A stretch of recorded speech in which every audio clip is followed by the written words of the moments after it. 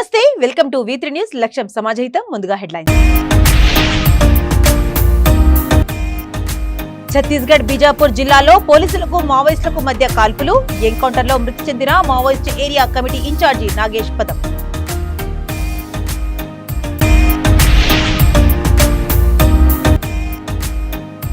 Congress party పాలిత రాష్ట్రాల్లో 6 guarantee పథకాలను ఎందుకు అమలు చేయడం లేదు? బీఆర్ఎస్ పార్టీ జిల్లా కార్యాలయాన్ని ప్రశ్నించిన మంత్రి సత్యవతి రాఠోడ్.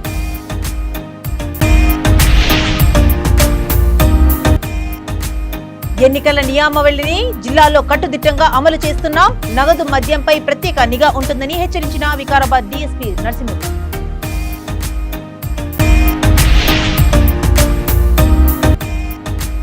నిజాం నిరంకుశ పాలనలో తన రచనతో గడగడలాడించిన ఘనత షోయాబుల్లా ఖాన్ది.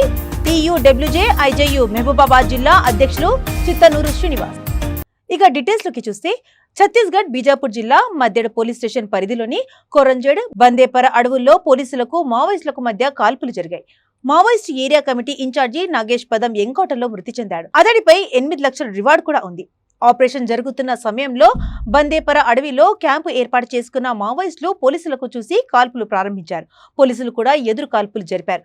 కాల్పుల్లో మావోయిస్టులు పర్వతాల ముసుగుల్లో శిబిరం నుండి పారిపోయారు. కాల్పుల తర్వాత పోలీసులు ఘటనా స్థలంలో క్షుణ్ణంగా తనిఖీలు చేయగా శోధనలో యూనిఫామ్ ధరించి మావోయిస్టు మృతదేహం, సమీపంలోని 1 AK-47 రైఫిల్, 3 AK-47 మ్యాగజైన్లు, 54 రౌండ్ల AK-47 పేలుడ్ పదార్థాలు, మందులు, మావోయిస్టు సాహిత్యం, యూనిఫామ్, బ్యానర్, సోలార్ ప్యానెల్, విద్యుత్ తీగలు, ఇతర రోజువారీ వినియోగ వస్తువులు దొరికాయి.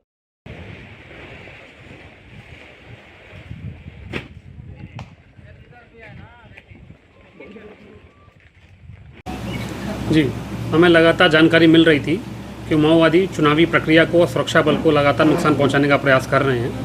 इसी क्रम में हमें सूचना मिली कि कुरंजड़ बंदेपारा के जंगल में कुछ माओवादी संगठन वहां पर आईडी वगैरह बना रहे हैं और फोर्स को नुकसान पहुंचाने के लिए योजना बना रहे हैं। जो हमें रात को सूचना मिली थी कि वहाँ पर DVCM नागेश, विश्वनाथ और इसके अतिरिक्त कन्ना, ये सब माओवादी वहाँ पर किसी प्रकार की साजिश रच रहे हैं। तो इस साजिश को रोकने के लिए, विफल करने के लिए रात्रि में DRG, STF, बस्तर फाइटर्स और CRPF का संयुक्त बल रवाना हुआ था। और जब ये पहुँचे कुरंजड़ बंदेपाड़ा के जंगल में पहुँचे और इन लोगों ने माओवादियों को ललकारा, तो वहाँ से माओवादियों ने फायरिंग शुरू करी और काफ़ी ताबड़तोड़ फायरिंग हुई दोनों तरफ से, दोनों पक्षों से। उसके बाद क्षेत्र का सर्च करने के उपरांत में वहाँ पर एक बॉडी और एक हथियार मिला, AKM, और कुछ राउंड मिले। मारे गए माओवादी की जो शिनाख्त हुई है वो नागेश पदम के तौर पे हुई है, जो कि DVCM था और मध्यड एरिया कमेटी का प्रभारी भी था। सर, नागेश के मारे जान गरीला का नक्सल मुक्त? निश्चित तौर पे जो चोट है मध्यड एरिया कमेटी पर, माओवादियों पर बड़ी चोट है और इससे हमें चुनाव कराने में थोड़ा सा सरलता रहेगी, परंतु चुनौतीपूर्ण रूप से अभी समाप्त नहीं हुई है। सर, लंबे वक्त से नागेश उस पूरे इलाके में सक्रिय था, लगभग 1996 के आसपास। इस तरीके का कोई बड़ा कॉन्क्रीट एविडेंस अपने को मिला है जो आगे चल के इस कड़ी को तोड़? కాంగ్రెస్ పార్టీ పాలిత రాష్ట్రాల్లో 6 గ్యారంటీ పథకాలను ఎందుకు అమలు చేయడం లేదని రాష్ట్ర గిరిజన స్త్రీ శిశు సంక్షేమ శాఖ మంత్రి సత్యవతి రాఠోడ్ ప్రశ్నించారు. మహబూబాబాద్ జిల్లా కేంద్రంలోని బీఆర్ఎస్ పార్టీ జిల్లా కార్యాలయంలో కార్యకర్తలను సన్నాహక సమావేశంలో మంత్రి దిశ నిర్దేశం చేశారు. ఈ సందర్భంగా ఆమె మాట్లాడుతూ రాష్ట్ర ప్రభుత్వం అమలు చేస్తున్న సంక్షేమ పథకాలు, అభివృద్ధిని ప్రజల్లోకి తీసుకువెళ్లి ఎమ్మెల్యేగా శంకర్ నాయక్ ను మళ్లీ 3వ సారి గెలిపించాలని పార్టీ శ్రేణులకు పిలుపునిచ్చారు. సీఎం కేసీఆర్ ప్రవేశపెట్టిన ఎన్నికల ప్రణాళిక అన్ని వర్గాల ప్రజలకు ఉపయోగకరంగా ఉందన్నారు. ప్రధానంగా నిరుపేద వర్గాల కుటుంబాలకు 5 లక్షల బీమా భరోసాను ఇస్తుందన్నారు.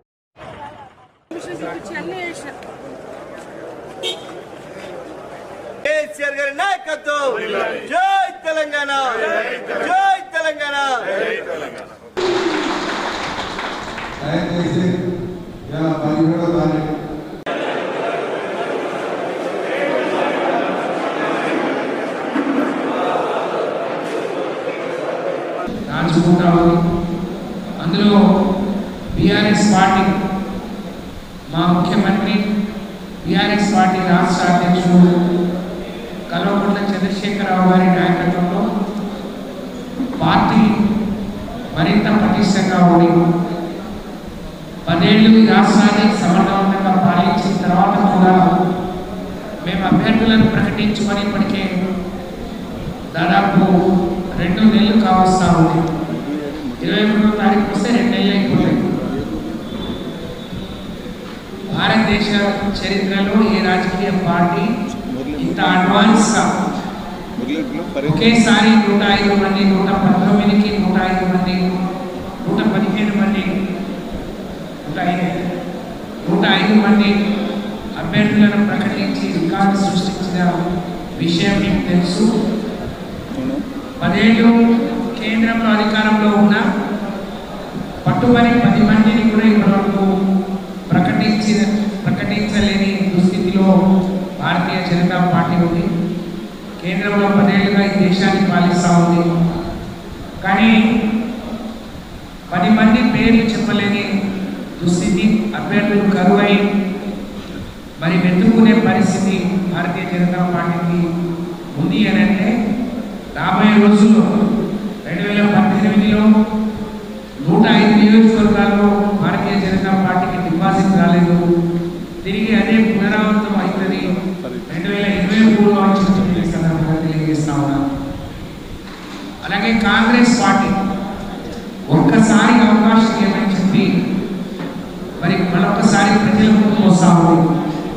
10 ఏళ్ళు ప్రతిపక్షంలో ఉన్నారు, కానీ ఈ నియోజకవర్గాల పూర్తి స్థాయిలో అభ్యర్థులను ప్రకటించలేని దుస్థితి, ఉన్న నాయకులను సమన్వయం చేసి పేర్లు చెప్పలేని దుస్థితి కాంగ్రెస్ పార్టీని. కానీ ఉండే అలవి కాని హామీలు, అమలు చేయలేని హామీలు, ప్రజల్ని మరొకసారి మోసం చేయాలనుకున్న హామీలని మేనిఫెస్టో రూపంలో ప్రకటన చేసి ఈ సందర్భంగా నేను కాంగ్రెస్ పార్టీని అడుగుతా ఉన్నాను. మీరు తెలంగాణలో వచ్చి 500లకు గ్యాస్ ఇస్తా అంటున్నారు, 4000 పెన్షన్ ఇస్తా అంటున్నారు. ప్రతి ఒక్కరూ ఎన్నికల నిబంధనలను పాటించాలని డీఎస్పీ నరసింహులు అన్నారు. వికారాబాద్ జిల్లా మరపల్లి మండల కేంద్రంలోని ఎంసీఎం ఫంక్షన్ హాల్లో వివిధ పార్టీల నాయకులు, కార్యకర్తలతో అసెంబ్లీ ఎన్నికల నేపథ్యంలో అవగాహన కార్యక్రమం నిర్వహించారు. ఈ సందర్భంగా ఆయన మాట్లాడుతూ ఎన్నికల నియమావళిని జిల్లాల్లో కట్టుదిట్టంగా అమలు చేస్తున్నట్టు తెలిపారు. నగదు, మద్యంపై ప్రత్యేక నిఘా ఉంటుందని, కోడ్ అమల్లోకి వచ్చినందున ప్రజలు 50,000 కంటే ఎక్కువ నగదు కాని బంగారం, ఇతర వస్తువులు తీసుకెళ్లే వారు ఆధారాలు చూపించాలన్నారు. ఆయా పార్టీల వారు గొడవలు పడకుండా ప్రశాంత వాతావరణంలో ప్రచారాలు చేసుకోవాలని సూచించారు. కార్యక్రమంలో తహసీల్దార్ గణేష్, ఎస్ఐ శ్రీధర్ రెడ్డి, వివిధ పార్టీల నాయకులు పాల్గొన్నారు. మన దగ్గర నోడల్ ఆఫీసర్ ఆయన దగ్గర డిపాజిట్ చేస్తారు. ఒక 3 కమిటీ, గ్రీవెన్స్ కమిటీ అనే ఒక కమిటీ ఉంటుంది. ఆ కమిటీ డిపాజిట్ చేసిన తర్వాత ఆ కమిటీ మీకు నోటీస్ ఇచ్చేసి రివ్యూ చేసి ఎక్కడికి వెళ్ళి వచ్చిన డబ్బులు, ఎక్కడ తీసుకుపోతున్నామని వెరిఫై చేసి, జెన్యూన్ ఉంటే, ఎమర్జెన్సీ ఉందనుకుంటే, హాస్పిటల్ తీసుకుపోతున్నారు, లేకపోతే ఏదైనా పెళ్లి ఉందనుకుంటే ఇప్పుడు రిలీజ్ చేస్తారు. అదర్వైజ్ ఎన్నికలు అయ్యేంత వరకు అట్లాంటి డబ్బులు రిలీజ్ కాదు. కాబట్టి మీరు ఎక్కడైనా వెళ్ళాలనుకుంటే 50,000 లోపల ఉంటే డబ్బులు సేఫ్. దాని తర్వాత ఎవరైనా పట్టుకుంటే మాత్రం ఎవరు చెప్పినా వదిలిపెట్టారు. దాంతోపాటు గిఫ్ట్ ఆర్టికల్స్ కానీ, వెండి కానీ, బంగారు వస్తువులు కానీ, మరి తర్వాత గాంజా కానీ ఇట్లాంటి ఏవి ఉన్నా కానీ సీజ్ చేయమని ఇన్స్ట్రక్షన్స్ ఉంటాయి. గిఫ్ట్ ఆర్టికల్స్ ఒక 100 శారీస్ పట్టుకొని పోతున్నారు, 100 గొడుగులు పట్టుకొని పోతున్నారు, 100 కుక్కర్స్ పట్టుకొని పోతున్నారు, వాల్ క్లాత్స్ పట్టుకొని పోతున్నారు. ఇట్లాంటివన్నీ కూడా పంచడానికి ఉపయోగిస్తున్న ఒక 26 రకాల ఐటమ్స్ ఎలక్షన్ కమిషన్ ఇవ్వడం జరిగింది. ఇది పెద్ద మొత్తంలో ఒక ట్రాన్స్పోర్టేషన్ అవుతుంది అని అనుకున్నప్పుడు దాన్ని గిఫ్ట్ ఆర్టికల్స్గా ఓటర్లకు పంచడానికి తీసుకుపోతున్నారేమో అనే అనుమానంతో వాటిని సీజ్ చేయడం జరుగుతుంది. మహబూబాబాద్ జిల్లా కేంద్రంలో TUWJU యూనియన్ ఆధ్వర్యంలో జర్నలిస్టులు షోయాబుల్లా ఖాన్ జయంతి వేడుకలను ఘనంగా నిర్వహించారు. ఈ కార్యక్రమానికి ముఖ్య అతిథిగా హాజరైన TUWJ-IJU జిల్లా అధ్యక్షులు చిత్తనూరు శ్రీనివాస్ పాల్గొని మాట్లాడుతూ నిజాం నిరంకుశ పాలనతో తన కలంతో, రచనలతో గడగడలాడించిన ఘనత షోయాబుల్లా ఖాన్దేనని గుర్తించారు. విగ్రహం ఏర్పాటు కోసం జిల్లా కలెక్టర్ దృష్టికి తీసుకెళ్లామని తెలిపారు. పాలనపై తన కలంతో పోరాటాన్ని నిర్వహించిన అక్షరయోధుడు, నిజాం నిరంకుశ పాలనకు వ్యతిరేకంగా తన రచనలతో పాలకులను గడగడలాడించిన షోయబుల్లా ఖాన్ జయంతి సందర్భంగా ఈరోజు మహబూబాబాద్ జిల్లా కేంద్రంలో షోయబుల్లా ఖాన్ జయంతి వేడుకలను ఘనంగా నిర్వహించుకోవడం జరుగుతుంది. TUWJ-IJU ఆధ్వర్యంలో షోయబుల్లా ఖాన్ జయంతి వేడుకలు నిర్వహిస్తున్నాం. షోయబుల్లా ఖాన్ విగ్రహ ప్రతిష్టాపన కూడా మహబూబాబాద్ జిల్లా కేంద్రంలో నిర్వహించాలని తలపెట్టడం అందుకు సంబంధించిన కార్యాచరణ కూడా కొంత మేర మన యూనియన్ ఆధ్వర్యంలో నిర్వహించడం జరిగింది. ఇద్దరు విగ్రహదాతలు సంప్రదించడం జరిగింది. అదేవిధంగా ఈ విగ్రహ ఆవిష్కరణ కోసం గాను జిల్లా కమిటీ ఆధ్వర్యంలో సుబ్లేడు గ్రామానికి వెళ్ళి పరిశీలించి రావడం కూడా జరిగింది. మహబూబాబాద్ జిల్లా కలెక్టర్ గారికి వినతి పత్రాన్ని కూడా స్థలం కోసం అందించడం జరిగింది. త్వరలోనే ఇప్పుడు ఎన్నికలు రావడంతో కార్యక్రమాన్ని కొంతకాలం పోస్ట్ పోన్ చేయడం జరిగింది. త్వరలోనే షోయబుల్లా ఖాన్ విగ్రహాన్ని మహబూబాబాద్ జిల్లా కేంద్రంలో టీయూడబ్ల్యూజే ఐజేయూ యూనియన్ ఆధ్వర్యంలో ఏర్పాటు చేస్తామని, జర్నలిస్టుల హక్కుల కోసం షోయబుల్లా ఖాన్ అందించిన స్ఫూర్తితో ముందుకు సాగుతామని ఆయన జయంతి సాక్షిగా, షోయబుల్లా ఖాన్ సాక్షిగా తెలియజేస్తున్నాం. నగరంలో దేవి శరన్నవరాత్రి ఉత్సవాలు ఘనంగా జరుగుతున్నాయి. పాతబస్తి గౌలిపుర డివిజన్ శ్రీరామ్ నగర్ కాలనీలో south zone DCP Sai Chaitanya, Chatrinaka CI Bhoja Naik అమ్మవారిని దర్శించుకుని ప్రత్యేక పూజలు నిర్వహించారు.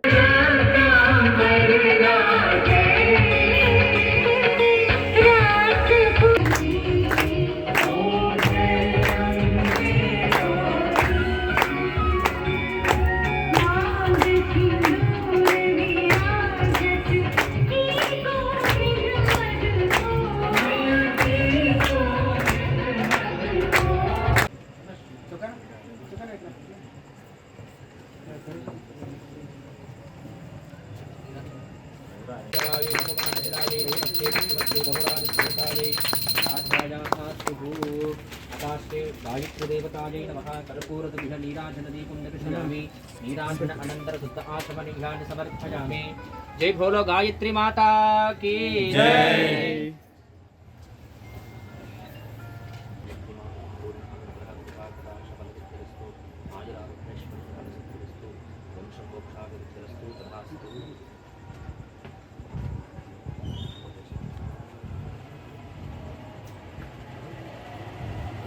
జేఎన్టీయూ హైదరాబాద్ పూర్వ విద్యార్థుల సమ్మేళనాన్ని డిసెంబర్ 22, 23 తేదీల్లో నిర్వహిస్తున్నట్లు యూనివర్సిటీ వీసీ కట్టా నరసింహారెడ్డి తెలిపారు. జేఎన్టీయూలోని వీసీ ఛాంబర్లలో అల్యూమిని మీట్ వాల్ పోస్టర్ను వీసీ రిలీజ్ చేశారు. ఈ సందర్భంగా ఆయన మాట్లాడుతూ విద్య, ఉద్యోగ, వ్యాపార రంగాల్లో ప్రస్తుత జేఎన్టీయూ విద్యార్థులకు సహాయం చేసేందుకు పూర్వ విద్యార్థులు సిద్ధంగా ఉన్నారన్నారు. సహాయ దృక్పథం ఉన్న వారందరినీ ఒకే వేదిక మీదకు తీసుకువచ్చేందుకు అల్యూమిని మీట్ సమావేశం వేదిక అవుతుందని తెలిపారు.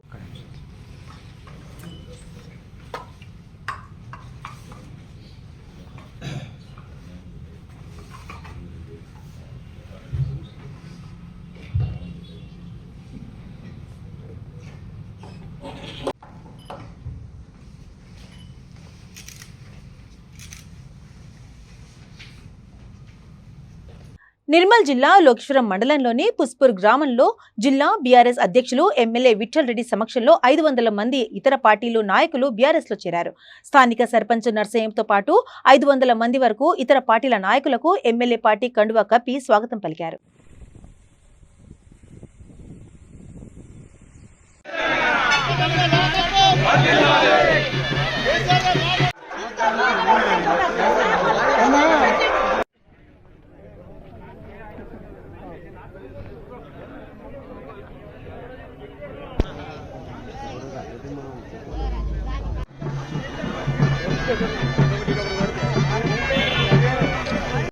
మన ఎమ్మెల్యే గారిని కోరుతున్నాం.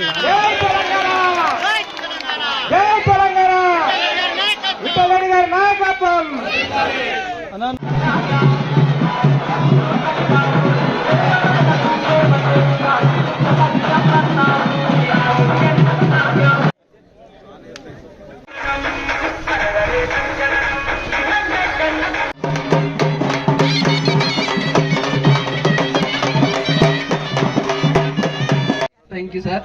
అండ్ కొన్ని సమస్యలు కూడా విన్నవించుకోవాలనుకుంటున్నాను సార్. ప్రతిదీ మా వెన్నంటూ ఉండి ప్రతి సాధక బాధలు తీరుస్తున్నటువంటి కనిపించే దేవుడు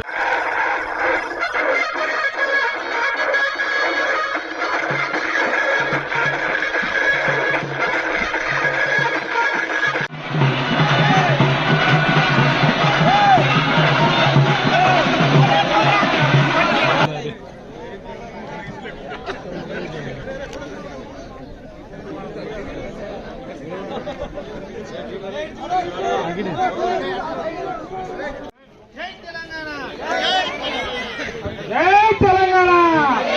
మండల ఉపాధ్యక్షులు వారు కూడా ఈరోజు కె లక్ష్మణ. మరి అదేవిధంగా రేషన్ కార్డ్స్ కూడా ఇవ్వడం జరిగింది. మరి సన్నం మరి రూపాయి కిలో బియ్యం కూడా ఇవ్వడం జరిగింది.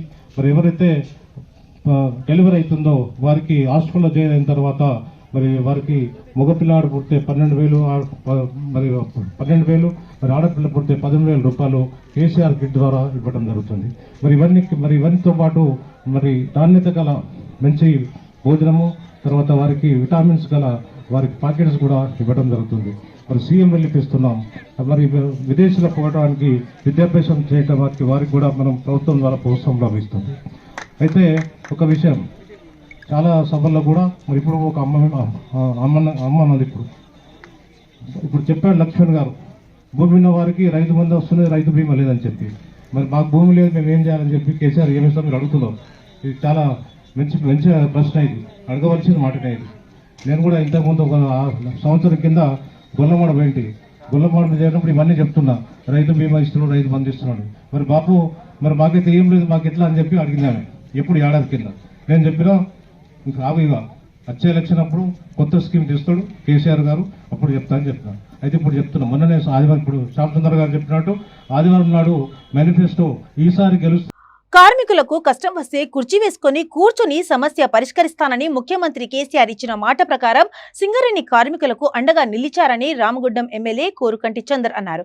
నిధులు నియామకాల కోసం పోరాడిన సింగరేణి కార్మికులకు కేసీఆర్ వారసత్వ ఉద్యోగాలతో పాటు ఎన్నడూ లేని విధంగా లాభాల్లో వాటాలు పెంచి కార్మికులకు అందించారన్నారు. సింగరేణి కార్మికులను కలుసుకొని వారి సమస్యలను అడిగి తెలుసుకున్నారు. తెలంగాణకే ఉద్యోగ వనరుగా ఉన్న సింగరేణిలో వారసత్వ ఉద్యోగాలను ప్రవేశపెట్టి నిరుద్యోగ యువతకు ఉపాధి కల్పించిన ఘనత బీఆర్ఎస్ ప్రభుత్వానిదేనన్నారు.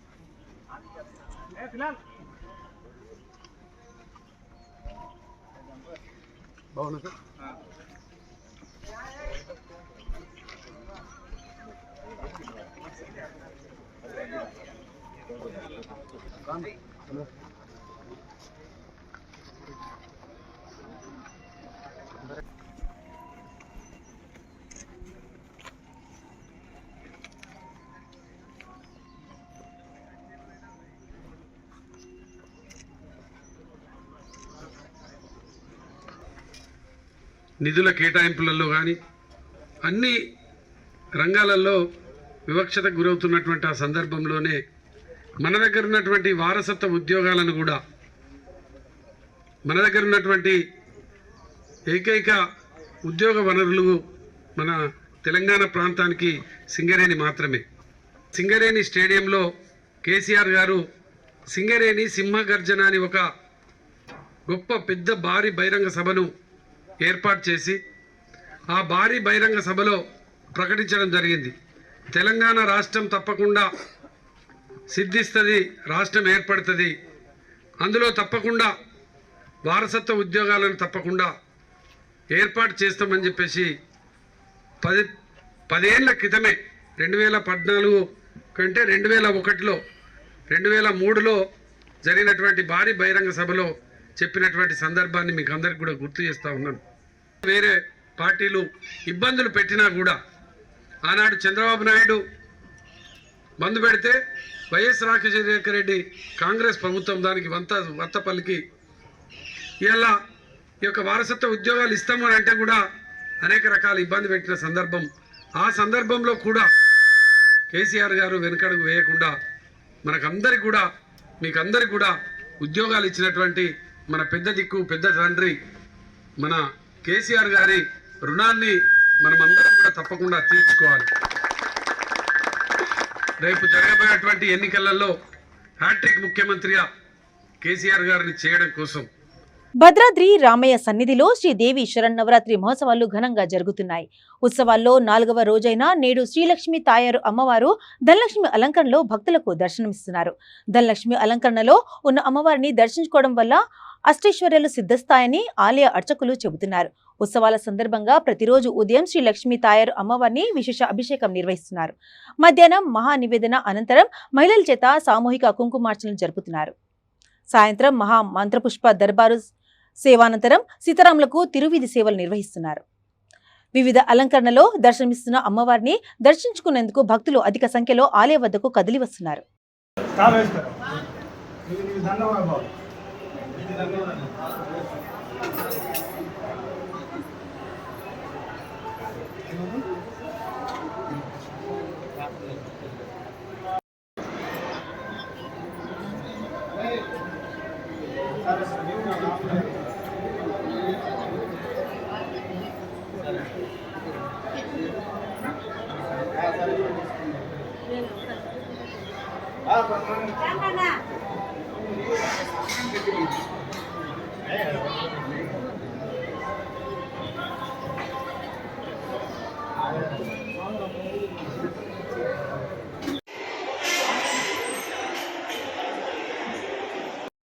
శ్రీమతే రామానుజాయ నమః. భద్రాచలంలో రామచంద్రమూర్తి సన్నిధానంలో వేయించేసుకున్నటువంటి లక్ష్మీవారి యొక్క శరన్నవరాత్రి మహోత్సవాలలో భాగంగా నేటి 4వ రోజున అమ్మవారు మనకి ధనలక్ష్మి రూపంలో దర్శనాన్ని అనుగ్రహం చేస్తున్నారు. మనకి రాముడంతటి వాడే చెప్తాడు, ధనమార్జయ కాకుత్స ధనమూల మిదం జగత్తండి. లక్ష్మణ ధనాన్ని ఆర్జించు, ధనమున్నవాడికి ఈ లోకం గౌరవాన్ని చేకూరుస్తుంది అని చెప్పి ధనం యొక్క విలువను తెలియజేస్తాడు రాముడు. అంతేకాకుండా భర్తృహరి అనేటువంటి మరొక మహానుభావుడు ఉన్నాడు. ఆయన చెబుతూ ఎవరికైతే ధనం ఉంటుందో వాడే గుణవంతుడు, వాడే రూపవంతుడు, వాడే విద్యావంతుడు అంటూ సర్వే గుణాః కాంచనమాశ్రయంతి అని చెప్తాడు. అన్ని గుణాలు కూడా కాంచనాన్ని ఆశ్రయిస్తాయి అంటే ధనాన్ని ఆశ్రయిస్తాయి అని చెప్పి. కాబట్టి ఆ విధంగా డబ్బుకున్నటువంటి విలువ చాలా గొప్పది. సామాన్యుడు కానీ అసామాన్యుడు కానీ నిత్యం కోరుకునేది కలవరించేది దేనికోసమయ్యా అంటే ఈ ధనం కోసమే. అటువంటి ధనానికి అధిష్టాత్రి ఎవరయ్యా అంటే లక్ష్మీదేవి. అటువంటి దివ్యమైనటువంటి ధనలక్ష్మి రూపంలో నేడు మనకి అమ్మవారు కృపని చేస్తూ ఉన్నారు, దర్శనాన్ని అనుగ్రహిస్తూ ఉన్నారు. ఆ తల్లి యొక్క చల్లని చూపులతో మనందరికీ కూడా మనం ఉన్నటువంటి మనోదారిద్ర్యం కావచ్చు, భావదారిద్ర్యం కావచ్చు, ఇటువంటి దారిద్ర్యాలన్నీ తొలగి గొప్పైనటువంటి సద్బుద్ధి, గొప్పైనటువంటి భక్తి ధనం అనేటువంటి ధనం సంప్రాప్తించాలని, భోగభాగ్యాలు కూడా లభించాలని కోరుకుంటూ జై శ్రీరామ్. బులెటిన్స్ ముగించే ముందు హెడ్లైన్స్ మరోసారి.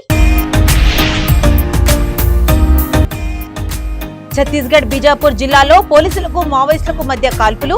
ఎన్కౌంటర్లో మృతి చెందిన Maoist area committee incharge Nagesh పదం.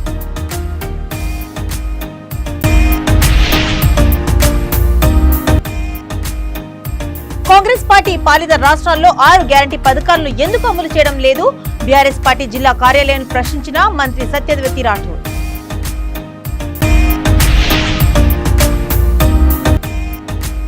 ఎన్నికల నియమావళిని జిల్లాలో కట్టుదిట్టంగా అమలు చేస్తున్నాం. నగదు మద్యంపై ప్రత్యేక నిఘా ఉంటుందని హెచ్చరించిన వికారాబాద్ డీఎస్పీ నరసింహుడు.